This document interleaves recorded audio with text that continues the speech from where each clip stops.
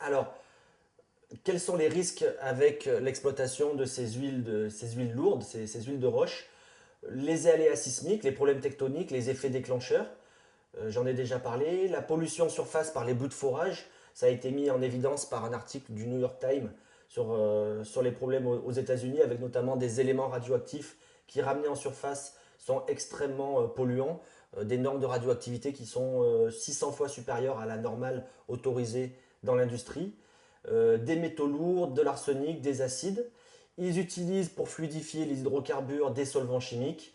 Ils risquent aussi de créer des fissures ou des failles connexes et de polluer les aquifères. On est surtout dans un réseau, dans un territoire qui est extrêmement faillé, extrêmement fissuré, avec des failles décrochantes très profondes qui vont là aussi augmenter la probabilité de remontée de ces hydrocarbures.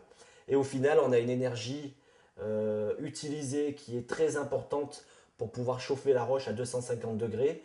Une technique donc extrêmement énergivore, extrêmement polluante, qui là aussi pose la question de l'énergie et du réchauffement climatique.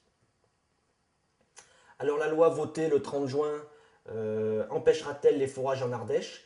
Je vais la présenter rapidement, mais vous pourrez la regarder plus attentivement sur Internet. Donc cette loi, en fait, interdit la fracturation hydraulique.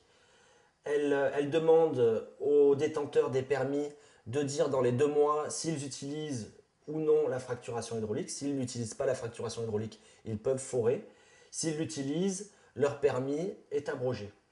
Et au final, ils auront le droit de faire des essais scientifiques de ces forages en ayant une surveillance de l'État. Alors, quelles sont les limites de cette loi, à mon avis? Cette loi, en fait, ne définit pas la fracturation hydraulique. Elle ne dit pas ce que c'est. Il suffit donc aux industriels de dire on ne fait pas de la fracturation hydraulique, mais on fait de la fracturation conventionnelle, comme ça a été dit dans un courrier de l'entreprise Mouvoil, pour pouvoir donc travailler tranquillement. Il suffit de dire que ce n'est pas de la fracturation hydraulique, mais de la stimulation. Il suffit d'utiliser en fait une petite pirouette sémantique pour en fait avoir le droit de forer, de récupérer des hydrocarbures en faisant, oui ou non, ça on ne le saura jamais, une fracturation hydraulique. On s'aperçoit que cette loi a vraiment une portée limitée, que c'est en fait plutôt un petit sparadrap sur une grosse fracture pour faire un jeu de mots. En fait, les camions sismiques de Mouvoil, comme l'entreprise l'a annoncé, risquent de venir sur notre département et dans le Gard dans les prochains mois. Ils ont dit juste après les vendanges, donc ça ne devrait pas trop tarder. Et comme on a vu les limites de la loi et de l'implication de nos élus, de nos députés qui ont signé un petit peu les yeux fermés cette loi, ce ne sera qu'une mobilisation citoyenne qui permettra de protéger notre territoire et les générations futures qui seront amenées à y vivre plus tard.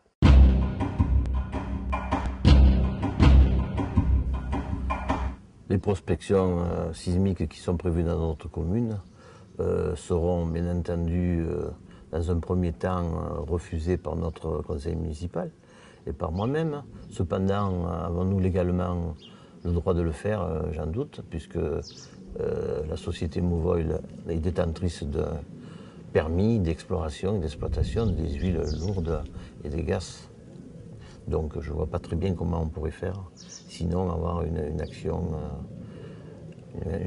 un peu préventive et virulente, je ne sais pas encore laquelle.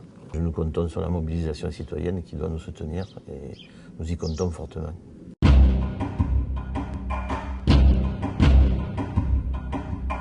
Cette loi, bien sûr, est là un petit peu pour endormir, pour dire, bon, maintenant, vous voyez, on a réglé le problème, rentrez chez vous, tout va bien. Voilà. Non, je crois qu'il faut être d'autant plus attentif à ce qui va se passer dans les prochaines semaines et dans les prochains mois, et d'être vigilant, et tout signal d'alerte, nous devons être prêts à réagir. Parce que le combat n'est pas gagné. Ce sont toujours des stratégies sur des très longues durées et tout ce qui va être fait sur notre territoire en forage ou autre, finalement, va servir à conforter la connaissance du sous-sol pour éventuellement venir plus tard plus fort, plus vite, plus rapidement, pour justement éviter qu'une mobilisation ait le temps de se mettre en place.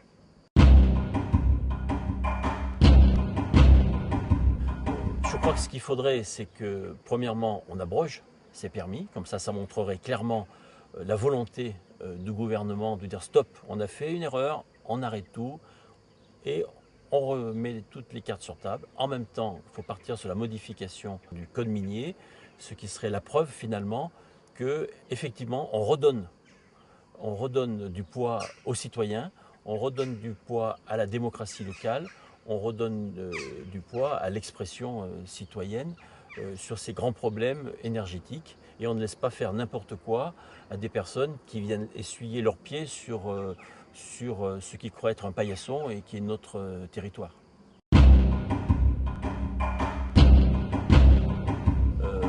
Si l'on veut se passer de gaz de schiste, si l'on veut se passer de nucléaire, si on veut pas se passer de tout ce qui a un danger pour la santé et pour notre cadre de vie, eh ben, il est urgent maintenant de se lancer dans une réflexion sur cette transition énergétique. Il ne s'agit pas de reculer une fois de plus les échéances et gagner 2, 3 ou 4 ans. Non, c'est maintenant qu'il faut que l'on porte la réflexion et qu'on se mette ensemble pour avancer des solutions.